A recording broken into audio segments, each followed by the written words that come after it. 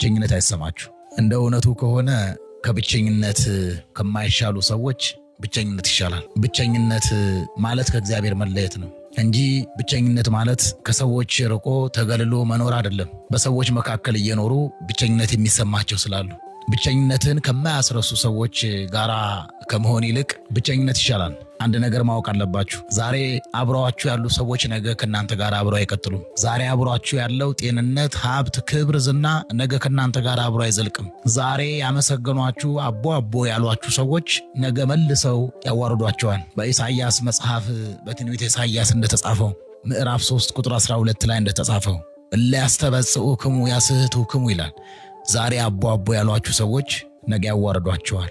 ዛሬ የወደዷችሁ ሰዎች ነገ ይጠሏችኋል። ዛሬ ያፈቀሯችሁ ሰዎች ነገ እንደ መርገም ጨርቅ ይጸየፏችኋል፣ ይጠሏችኋል። ከናንተ ጋር አብሮ የሚዘልቀው እግዚአብሔር ብቻ ነው። ይህን እንዳትረሱ። ብቸኝነት ማለት ነገ በሕይወት ጉዞ በሚገጥማችሁ በመውጣትና በመውረድ ችላ ከሚሏችሁ ከሚተዋችሁ ሰዎች በመራቃችሁ አይደለም። ብቸኝነት የሚሰማችሁ ብቸኝነት የሚሰማን መቼም በሕይወታችን ከማይለየን ከልዑል እግዚአብሔር በልጅነት መንፈስ ስንለይ ነው። ብቸኝነት ማለት ከብዙ ሰዎች መለየት አይደለም፣ ከሰው መራቅ አይደለም፣ ከእግዚአብሔር ምሕረትና ይቅርታ መራቅ ነው። ብቸኝነት አይሰማችሁ።